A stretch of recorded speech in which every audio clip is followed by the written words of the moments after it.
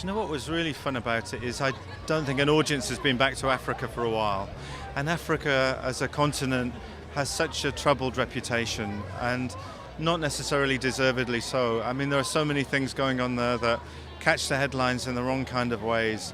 And what you forget is what an extraordinary place it is. Beautiful, diverse, the landscapes, the people, and so to sort of set a movie in that environment to me was really special, and that's one of the big appeals of it. So you're bringing this classic character who's got like a big cultural footprint going back 100 years, but you're bringing him into a modern movie making experience.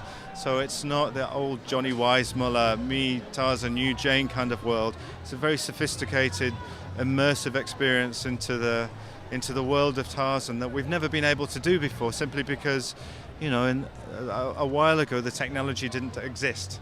So for me it was exciting on those two fronts.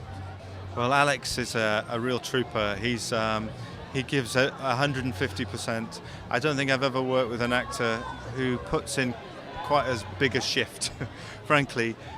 First of all, to get into physical shape, but also, I mean, even now at an event like this when he's promoting the movie, he just never stops, and he's traveling around the world helping the movie and in such a lovely way. And he's a fabulous guy. I actually phoned him to say he was going to do the role, or offer him the role, I should say, when he was about to set sail to cross the Atlantic.